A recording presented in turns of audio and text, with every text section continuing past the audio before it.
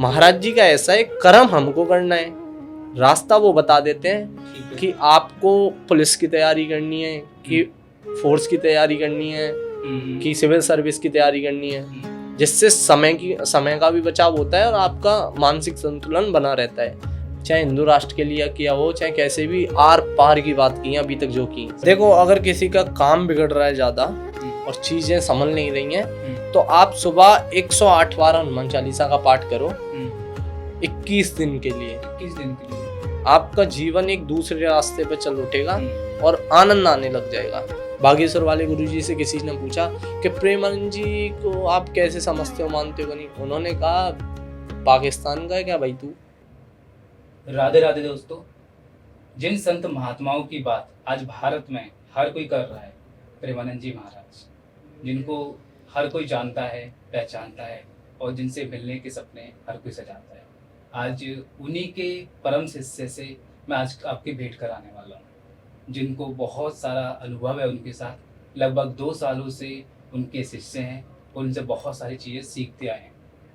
साथ ही धीरेन्द्र कृष्ण शास्त्री जी जो महाराज है अपने बागेश्वर धाम, उनके साथ 5 सालों से साथ रहे हैं और शिष्य के रूप में उन्होंने बहुत कुछ सीखा है। तो आज मैं ऐसे व्यक्ति से मिलवाने जा रहा हूँ जो कुछ अंदर की बातें मिलेंगी आपको, जो अभी तक इस सोशल मीडिया पर, इस वीडियोस पर या कंटेंट पे कभी नहीं मिली होंगी। तो आज बात करते हैं और स्वागत करते हैं रोहित जी का। आज का पॉडकास्ट बहुत ही ज़्यादा खास होने वाला है। कैसे हो रोहित जी? बढ़िया। राधे राधे सभी को, जय सिया राम। जैसे कि रोहित जी, आपको लगभग काफ़ी समय से महाराज के साथ जी, अपनी ऑडियंस है जो आजकल न्यू है, तो वो जानना चाहती है कि आप महाराज से कितने समय से कनेक्टेड हो, आप कौन हो, कहाँ के रहने वाले हो और किस तरह से महाराज से कनेक्ट हो। पहले तो आपको राधे राधे, आपके परिवार को राधे राधे। मेरा नाम रोहित चौधरी है और मैं वृंदावन से रहने वाला हूँ। ठीक है। पिछले करीब 5 साल से मैं बागेश्वर वाला जी गुरुजी हैं उनका शिष्य हूँ और फिर वृंदावन के रहने वाला हूँ। तो प्रेमानंद जी का शिष्य 2 साल से हूँ करीब। ठीक है। लगभग 2 साल से प्रेमानंद जी महाराज जी के साथ हो जी, और बागेश्वर जी के साथ आपको करीब 5 साल से। ठीक है। तो ये 5 साल की जर्नी में लगभग जो आपने सीखा होगा उनके अनुभव से, वो सीख क्या है जो आप लोगों को देना चाहते हो? मैंने उनके अनुभव से कई चीज़ें सीखी हैं। उनमें से मुख्य ये है कि आप कोई भी कार्य करो, उसे लगातार करते रहो। ठीक है। भगवान का उसमें इन्वॉल्व जरूर रखो, मतलब भजन साधना जरूर, क्योंकि जहाँ आपका कर्म काम करता है, अंत में किस्मत की बात आ जाती है, वहाँ भगवान देखता है सारा कुछ। तो भगवान को जरूर इन्वॉल्व करके चलो। ठीक है। और भगवान पे श्रद्धा रखो, सब कुछ सिद्ध हो जाता है। तो यहाँ अपने किस्मत और भगवान की बात की। जी जी। तो लोग बहुत कमेंट भी करते हैं कि किस्मत बड़ा है या भगवान? नहीं, सबसे पहले मैंने कर्म की कहा है, कर्म करो, अच्छे से करो, लेकिन भगवान का इन्वॉल्व उसमें जरूर रखो, भजन साधना जरूर करो, जिससे कर्म का फल मिलेगा आपको 99%। लेकिन जहाँ 1% पे व्यक्ति रुक जाता है ना, वहाँ किस्मत काम करती है और किस्मत भगवान करते हैं, भगवान का आशीर्वाद मिलता है वहाँ, तब जाके। जैसे आपने बताया वृंदावन के रहने वाले हो, तो वृंदावन में बचपन कैसे बीता? बहुत सारे लोग वृंदावन में जाने के सपने सजाते हैं। आप वृंदावन जैसी भूमि में जन्मे हो और आध्यात्मिक जर्नी वहीं से आपकी शुरू हुई है, तो उसको कैसे डिफाइन करोगे? मैं आपको बताऊँ, वृंदावन का नाम सुन के मैं वहाँ रहता हूँ, लेकिन रोंगटे खड़े होते हैं। मेरे खुद हो जाते हैं ना, क्योंकि दुनिया में कितनी सारी जगह थी, कितनी बड़ी धरती है, फिर भी भगवान की कृपा ऐसी हुई, कुछ कर्म हुए अच्छे पिछले जन्म में या कुछ भी हुआ, जिसकी वजह से मुझे ब्रज मिला, वृंदावन का रहना मिला। ठीक है। वहाँ का तो बचपन, संस्कृति, सामाजिक तौर से जो भी चीज़ें हैं, उनका कुछ कहना नहीं। और ये चीज़ भी आपको पता है कि कितने भी धाम बन जाएं, कुछ भी बन जाए, लेकिन वृंदावन जैसा धाम कलयुग में तो बनना नहीं, फिर आगे कुछ भी हो। तो वहाँ का तो वातावरण ये ऐसा है कि जब दुनिया ख़त्म भी होगी, सबसे बाद में वृंदावन का कुछ होगा, क्योंकि वहाँ भगवान ने जन्म लिया। इतनी बड़ी दुनिया में भगवान ने जन्म भी मथुरा वृंदावन में लिया और अपना रहना सहना भी वहीं किया। जो सृष्टि का रचयिता है उसका खुद ब्रजवास है, तो हमारे ऊपर तो कृपा समझो आप, बस यही स्वर्ग मिल गया है। राधा रानी श्री कृष्ण की जी सबसे बड़ी कृपा। बिल्कुल, सबसे बड़ी कृपा यही है कि हमें स्वर्ग मिला एक तो तरह से। मतलब बचपन से आप आध्यात्मिक रहे हुए, आपकी फैमिली से माता पिता रहे हैं, तो और दूसरा ये बागेश्वर धाम या फिर प्रेमानंद जी महाराज से जी, किस तरह से आप जुड़ाव रखते हैं? देखो मेरे दादाजी थे हम्म, जो कि दिल्ली में बस्ती इंस्पेक्टर रहे थे, हम्म, लेकिन वो जब गांव गए ठीक है। वृंदावन, तो वहाँ उन्होंने जाके मतलब कुछ समय के लिए परिवार चलाया, फिर वो उन्होंने एक सन्यासी का ठीक। वेश ले लिया, वो वही चीज़ों पे वो उतर गए। हम्म, तो हम तब नॉर्मल समझते थे, अपने बाबा ही मानते थे भाई उनको, हम्म, लेकिन तब से हमने अपनी शुद्ध संवारी, मतलब ठीक है। अपने को जानना शुरू किया। वहाँ से पता किया कि एक जीवन में गुरु होना चाहिए हम्म, और सन्यासी का एक अपने ऊपर हाथ होना चाहिए, हम्म, उसी से भगवान की प्राप्ति होती है, उसी से भगवान का रास्ता मिलता है। हम्म, तो वहाँ से मैं संतों के बीच में रहा, हम्म, बैठना शुरू किया, उनका आशीर्वाद अपने ऊपर हो, ऐसी उनकी सेवा उस तरीके से करी, तो वहाँ से जीवन बदलता ही गया है, हम्म। मतलब जीवन बदलता ही गया है। और बाकी अब आपके जो भी ठीक है। अब जो प्रश्न होंगे ना, हाँ वो आपको दिल से कनेक्ट कर जाएंगे। जैसे आपने सन्यासी नाम लिया, जी तो सन्यासी नाम से ही मैं एक क्वेश्चन कर रहा हूँ आपको।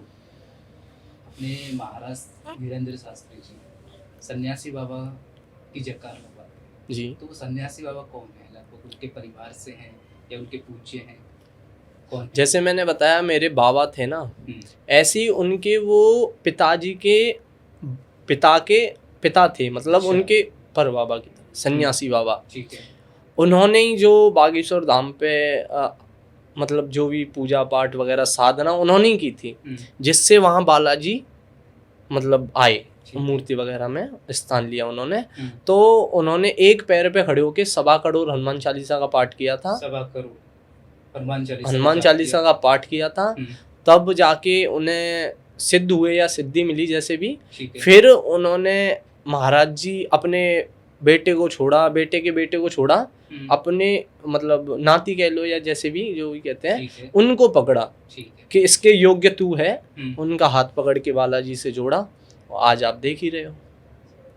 आजकल लोगों पर बालाजी की बहुत कृपा है, और सच बोल रहा हूँ, जब जब बालाजी का नाम ले रहा हूँ मेरे भी रोंगटे खड़े हो रहे हैं, शायद आपको होते हैं। भी महसूस हो रहा है ना?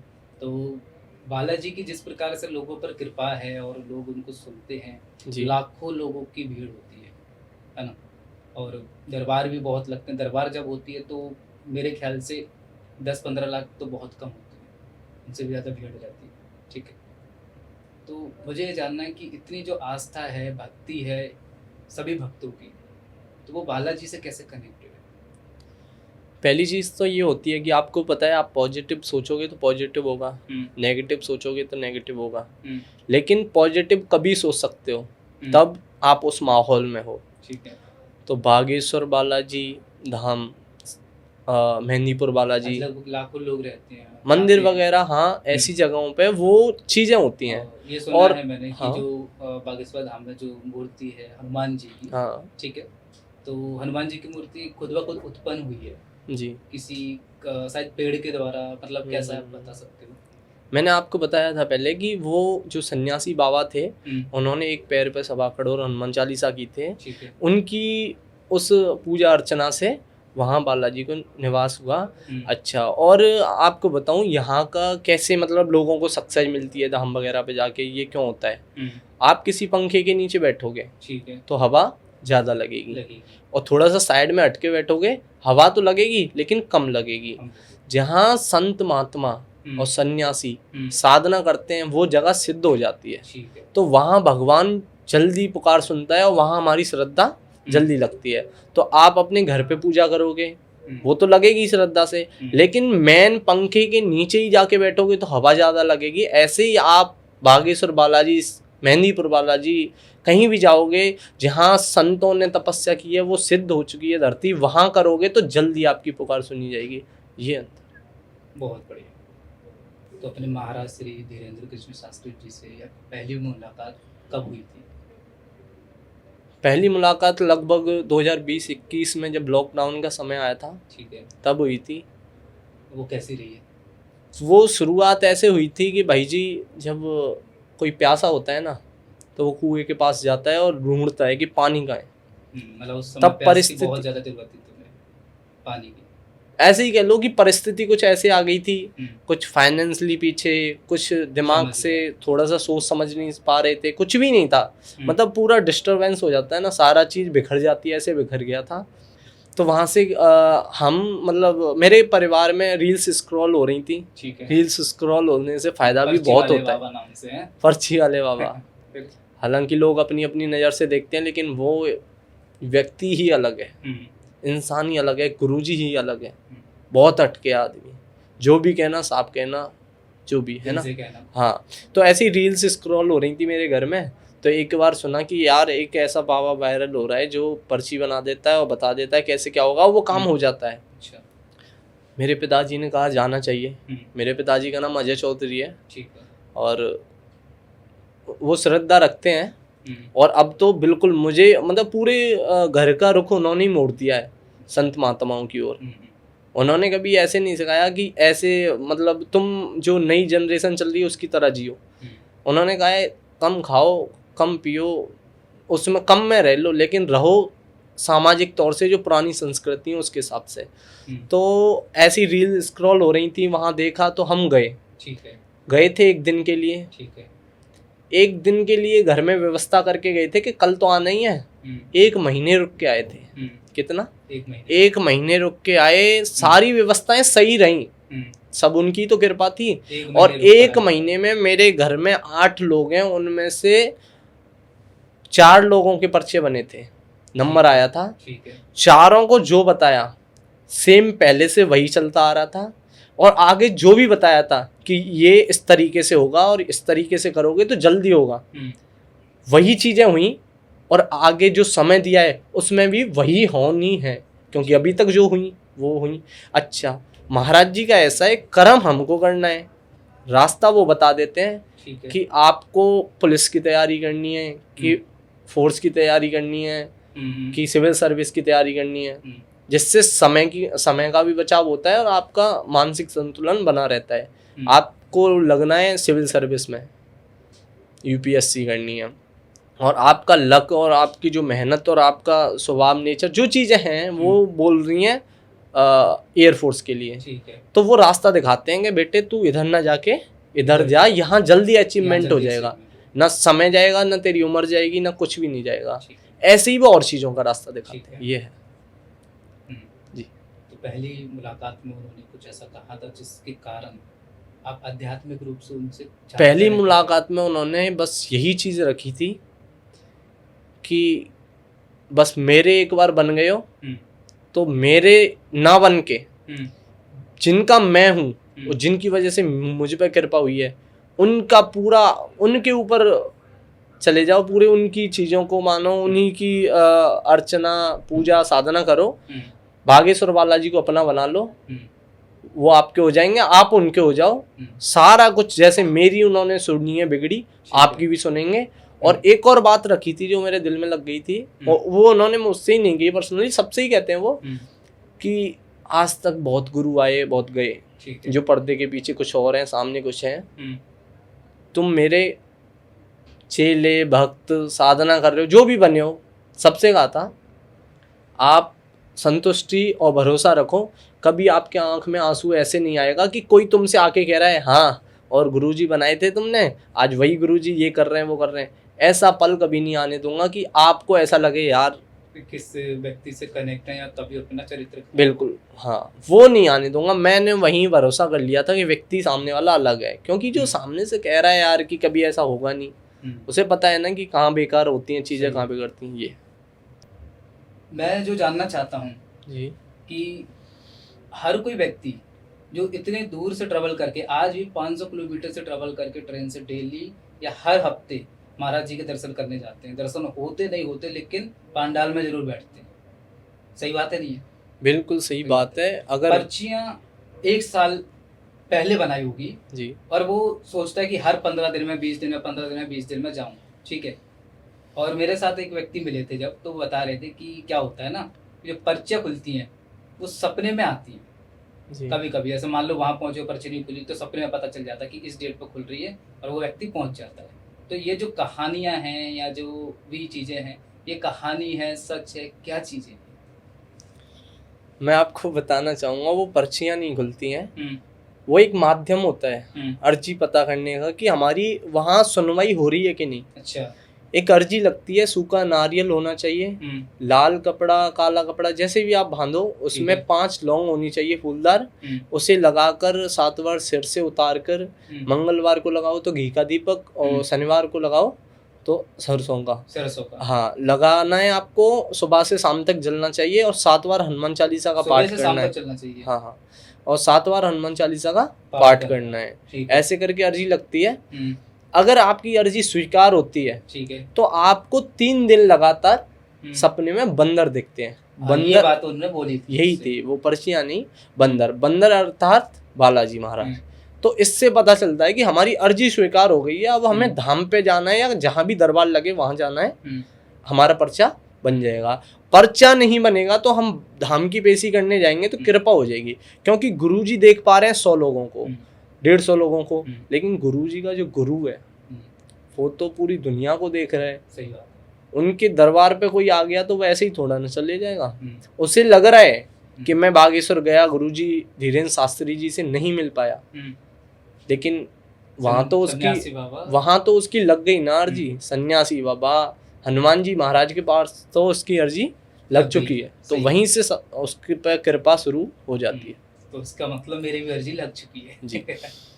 सही बात। एक वैसे मैं बता रहा था, रास्ते में एक व्यक्ति भी मुझे मिला था जो कह रहा था कि मुझे पटवारी बनना है, ठीक है, और पटवारी बनने के लिए उसने अर्जी लगाई थी कि मेरा इच्छा है पटवारी बनने का, और मैं पढ़ाई कर रहा हूँ, मेहनत कर रहा हूँ, और काफ़ी समय से सफलता नहीं मिल पा रही है, तो इसलिए मैं धाम पे जा रहा हूँ, थोड़ा पॉजिटिविटी मिल रही है जी। और सच बताऊँ तो कम से कम वो 6 महीने बाद मुझे मिला था, 6 महीने बाद वो पटवारी के रूप में मुझे मिला।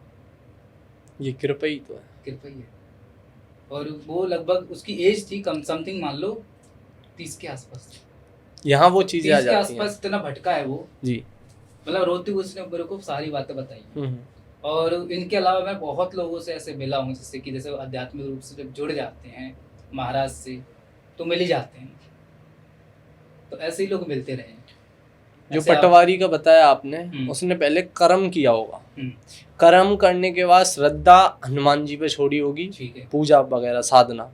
अब कर्म उसका 99% काम किया होगा, जहाँ 1% दिक्कत हो रही होगी नसीब की या किसी चीज की या कोई परेशानी की, वहाँ भगवान की वो पूजा अर्चना जो भी हो साधना वो काम करती है। ठीक है, वहाँ से। और जिन लोगों पर जैसे 7.5 होती है या राहु का वो रहता है दोष, तो इसमें किस तरह से पर्ची या फिर दर्शन से सही होते हैं ये? देखो, भगवान का नाम लो, सारी चीजें सही हो जाती हैं।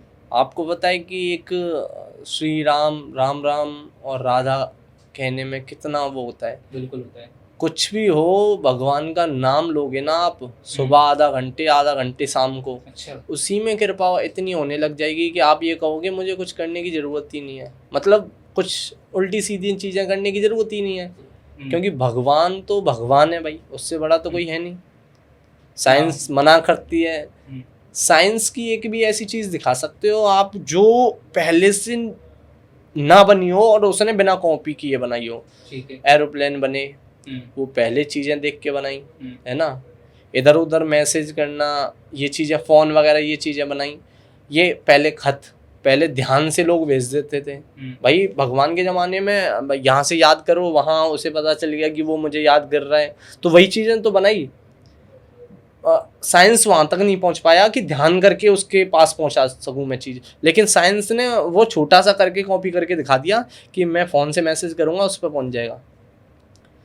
ट्रेन बनाई, पहले रथ था भगवान के ज़माने में, वही चीज़ अभी तक साइंस ने जो चीज़ बनाई है सब भगवान के ज़माने की कॉपी की हुई, अलग चीज़ कोई बना नहीं पाया अभी तक इंसान, और ना बना पाएगा। लेकिन वो दिखाता है कि हम भगवान को नहीं मानते, लेकिन खाना वो भी खा रहे हैं, बिना खाना खाए वो नहीं चल रहे। आज तक इंसान बना, साइंस वालों पे इंसान बना, इंसान तो नहीं बना। इंसान जैसी भावनाएं बनी, रोबोट वगैरह जरूर बना दिए होंगे, वो भावनाएं पैदा नहीं हो सकती, क्योंकि वो वही करते हैं, सारी बहुत सी सारी चीज़ें हैं। अब ये लंबा हो जाएगा जो भी आपका पॉडकास्ट, वरना ऐसी बहुत सी सारी चीज़ें हैं जो अभी साइंस के बलबूते के कुछ है ही नहीं, कॉपी किया है सारा कुछ भगवान और पुरानी चीज़ों में से कॉपी करके चीज़ें बन रही हैं बस। ठीक है, तो अब सीक्रेट बातों पर आ जाते हैं। अभी तक जो बातें हुई हैं पर्दे के सामने की हुई हैं, अब पर्दे के पीछे की बातें होंगी। जी महाराज जी को आपने 5 सालों से महाराज जी के साथ हो। तो पर्दे के पीछे महाराज जी कैसे दिखते हैं, कैसे बोलते हैं, और उनकी दिनचर्या क्या है, और क्या आप भी उन दिनचर्या को फॉलो करते हैं, और जिन दिनचर्या को फॉलो करके लोग सफल होते हैं, क्या उनसे मिलती है? आपको पता है एक प्रशासन होता है, प्रशासन कैमरे के सामने तरीके से बात करेगा, है ना, लेकिन जो समझते नहीं है तरीके से उनको कैमरे के पीछे दूसरे तरीके से भी समझाया जाता है ना। वो प्रशासन का काम है, हर चीज़ का अपना अपना काम है ना। कोई व्यक्ति सामने प्यार से बता रहा है, पीछे नहीं मान रहा तो दूसरे तरीके से भाई समझाना तो ही। सही है। गुरुजी का क्या है पता है, वो सामने जिसको सुनाना है उसे सुनाते हैं, जिसको प्यार दिखाना है, प्यार जताना है उसे प्यार जताते हैं, आशीर्वाद जिसे देना है उसे देते हैं। वो पीछे जिस पे गुस्सा दिखाया है ना उसे भी पीछे प्यार से समझाते हैं। जैसे कई बार हुआ है कि महाराज जी को चीट करके उनको ट्रोल वगैरह ऐसे कुछ मतलब उनकी चीज़ें पकड़ने के लिए किया गया है, तो उनको पहले तो उन्होंने फटकारा है, यानी तुम हमें देखने आए थे ऐसे कुछ करके, और पीछे उनको दुपट्टा डाल के कि देखो देख लिया, लेकिन यहाँ अगर कोई भी कमी हो तो आप मैदान में आइए और हमें बताइए, लेकिन इन चीज़ों में कोई फ़ायदा नहीं है। अपना भगवान पे श्रद्धा करो, अपने मतलब काम पे ध्यान करो और सारी चीज़ें करो अच्छे से। कोई गलत चीज़ हो तो आप पकड़ के मेरे सामने लाओ, मैं मना थोड़ी ना कर रहा हूँ, ऐसे कह रहा हूँ अरे नहीं रहने दो ये वो ना, लाओ ना सामने। लेकिन समय बर्बाद करने में कुछ नहीं रखा, कुछ है ही नहीं तो कहाँ से लाओगे, है ना। उनकी 2-4 चीज़ें और बता देते हैं तो फिर वो वानी हाँ गुरुजी बस मैं तो जा रहा हूँ अपना काम देखने। जो तो जैसे कैमरा के सामने लगभग थोड़ा सा बदलाव उनका या बर्ताव कह सकते हैं, वो कैमरे के पीछे वो तो तुम्हें भी पता है कि कैमरा उन्हें यार अब कहाँ कैमरा भाई जी आप ऐसी वो कह रहे हो, अब उन्हें फ़र्क ही नहीं पड़ता कैमरा चल रहा है कि नहीं चल रहा है, उनका स्वभाव सेम हो चुका है। उन्हें जब खेलना कूदना होता है तो कैमरे पे भी खेलते कूदते हैं और पीछे भी वही चीज़ें, और उन्हें गुस्सा करना होता है आर पार की करते हैं सामने से। वो अभी तक मैंने पहला इंसान देखा है जो इतना गुस्सा किया कभी, चाहे हिंदू राष्ट्र के लिए किया हो चाहे कैसे भी, आर पार की बात की है अभी तक जो की, शिष्य पे, भक्त पे या फिर किसी पर मतलब गुस्सा है डांटा हो।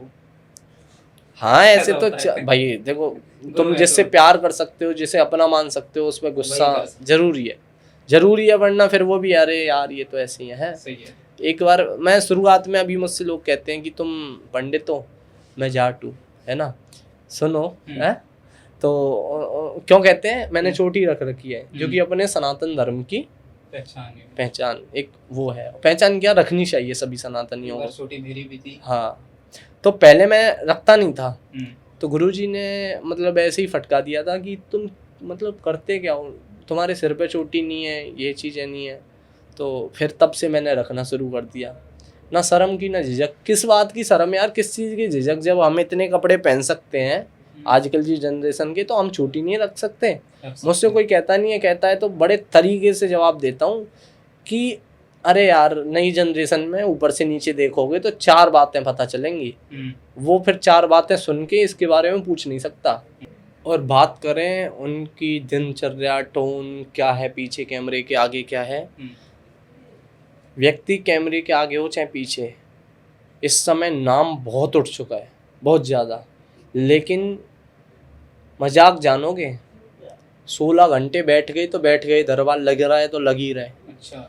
और फिर चेहरे पे आपको एक भी झुर्री नहीं दिख सकती कि हाँ ये मतलब इतनी देर से बैठे हैं तो अब परेशानी दिख रही है इनके चेहरे पे, नहीं। और उनकी दिनचर्या इतना करने के बाद भी इतनी है कि कोई दुखी मेरे दर पे से लौट न जाए। तो हनुमान चालीसा पढ़ते हैं या रामबाण? कौन? महाराज जी।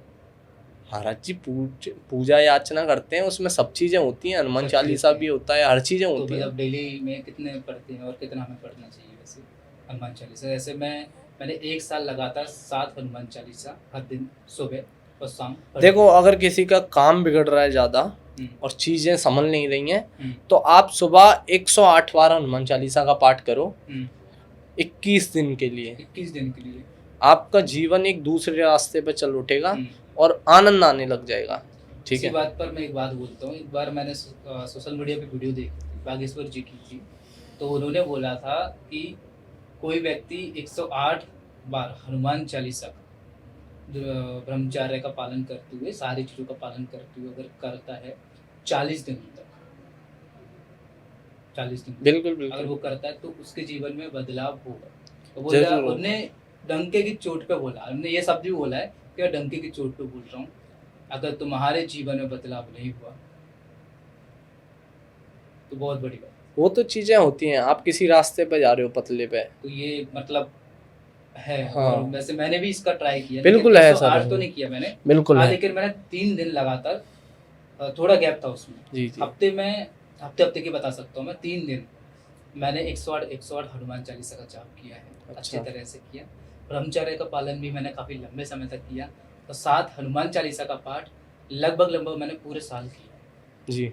हर दिन। बहुत अच्छा है। तो कृपा तो आपको दिखी होगी। कृपा तो हाँ, तो वह चीजें ही तो बताओ इन्हें। वही चीज़ है, ये कृपा है, वो फील कर पाते हैं, और हम्म। उसी व्यक्ति को एक आध्यात्मिक शांति मिल पाती है। बिल्कुल। अच्छा रोहित भाई, जो बागेश्वर जी महाराज हैं, उनके साथ तो अब कई सालों से हो, 5 सालों से जैसे बताया, तो अब महाराज के प्रति जो हमारे प्रेमानंद जी महाराज है, उनके प्रति श्रद्धा, उनसे कनेक्शन वो कैसे हुआ? देखो आप, मतलब आपने ऐसे रखा कि जो हमारे प्रेमानंद जी महाराज हैं उनके प्रति श्रद्धा, संत एक हो चाहे हजार, सबके प्रति श्रद्धा मेरी एक जैसी है, ठीक है। क्योंकि वो संत हैं, है ना। और प्रेमानंद जी की बात करो ना, तो वो ऐसे समझो कि एक छोटा भाई, उसका बड़ा भाई, और उससे भी बड़ा भाई, तो समझदारी ज़्यादा होती है, समझ गया। हर चीज़ें अलग होती हैं, अलग लेवल की होती हैं। तो हमारे जो महाराज जी हैं बागेश्वर वाले, प्रेमानंद जी महाराज, चीज़ें तो बड़ी होंगी क्योंकि उनसे बड़े हैं, ज़्यादा चीज़ें देखी हैं, ज़्यादा समझी हैं, ज़्यादा साधना की है। तो कभी ऐसे नहीं कि मतलब गुरुजी भी उनको मानते हैं, और सब संत वही है जो एक दूसरे संत का आदर करे, सम्मान करे, सही बात है, और उनकी सेवा करे। तो अंतर कुछ है नहीं इनमें। तो भैया एक दूसरे से कंपटीशन का भी भावना होता है, समानता रहती है। हाँ। पर ईश्वर के प्रति भी समानता रहनी चाहिए। बहुत सारे ऐसे लोगों को भी देखा मैंने जो कंपैरिजन का भाव रखते हैं। आपने ये सवाल रखा है, लेकिन आजकल क्या चल रहा है, अपने पॉडकास्ट वगैरह को वायरल करने के लिए लोग क्या करते हैं कि संत से संत को ट्रोल करवा देते हैं। जैसे कहीं करवाया था, आपने देखा होगा, कंट्रोवर्सी हो जाती है, फिर उन पे चर्चा चलती है, वो बंदा वायरल हो जाता है, और कुछ दिनों में बातें खत्म, लेकिन उसने पैसे कमा लिए होते हैं। पैसे कमा लिए, लेकिन उसने अपने नरक का रास्ता तो खोल लिया। ये भी बात है। स्वर्ग का परमानेंट बंद हो गया, नरक का खुल गया। क्योंकि तुमने एक भगवान के साधक से दूसरे भगवान के साधक को लड़ाया यार। ये तो बहुत गलत। वो लड़ नहीं रहे, लेकिन पब्लिक लड़ा देती है। वो तो समझदार है, वो संत हैं, वो क्यों लड़ेंगे। न्यूज पर बहुत सारी बातें हुई थी, आज तक पर भी, और हाँ, न्यूज पर हुई थी। छोड़ो, मैं ये कह रहा हूँ, संत अपने आप को जानता है। बागेश्वर वाले गुरुजी से किसी ने पूछा कि प्रेमानंद जी को आप कैसे समझते हो, मानते हो कि नहीं। उन्होंने कहा, पाकिस्तान का है क्या भाई तू, है तू, मतलब तू अपने बाप और अपने चाचा में क्या अंतर समझता है, कि वानी कि कुछ नहीं, पिता समान है दोनों, है ना। तो वही चीजें हैं। मतलब लोग चाहते हैं कि हाँ तड़का मिले, कुछ गड़बड़ हो। अब यार वो संत हैं, वो गड़बड़ होने ही नहीं देंगे। गड़बड़ तुम्हारी हो गई, तुमने बोला, वहां लिख गया ये ऊपर कि तूने कभी सही काम नहीं किया, तो गलत तो आज कर दिया, नरक का रास्ता खुल गया। ये जाट हो करके आप चोटी रखते हो जी, जाट हो करके भी आप चोटी रखते हो। जाट से पहले हम सनातनी हैं, और सभी पैदाइशी सनातनी है पहले, बाद में ही तो जाट बने। सही बात है। तो चोटी तो हर कोई रख सकता है क्या? मैं चाहता हूँ हर सनातनी को चोटी रखनी चाहिए, सिखा। और मतलब अपने धर्म की ऑडियंस जो देख रही है, लगभग सभी सनातनी होंगे जी, तो उनको चोटी रखने की सलाह देते हो? देखो मैं आपको बताऊं, सनातनी भी होंगे, कुछ अदर धर्म के भी होंगे। समझ रहा हूं। अपना सब जो अपने धर्म में चीज़ें होती हैं, वो सबको करनी चाहिए। करनी चाहिए। और सबके धर्म में एक चीज़ सबसे पहले होती है कि एक दूसरे से बुराई ना बांधते हुए प्यार मोहब्बत बांटना, अच्छे तरीके से रहना, सब चीज़ें, इंसानियत को भी मान के चलना, इंसानियत पहले नंबर पे आ जाती है। तो उन चीज़ों को वो माने, जहाँ उनकी परंपराएं, सही कहूँगा, चोटी रखने की तो चोटी रखो धर्म की, जहाँ अपना टोपी पहनना या कुछ भी है तो वो वहाँ वो चीज़ें रखो भाई, अपना मतलब सम्मान करो अपने जो भी है अध्यात्म। अब तक जो हमारी चर्चाएं हुई हैं प्रेमानंद जी महाराज और धीरेन्द्र शास्त्री जी के ऊपर, महाराज जी के ऊपर, तो लगभग बहुत रोचक है।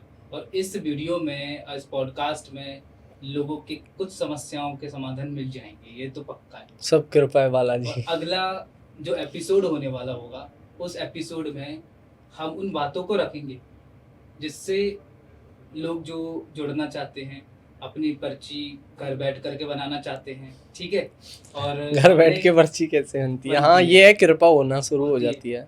हाँ, तो उन पर बातें करेंगे और अगले पॉडकास्ट में हम मिलते हैं। जी, ठीक है, जब तक के लिए सभी को राधे राधे। राधे राधे।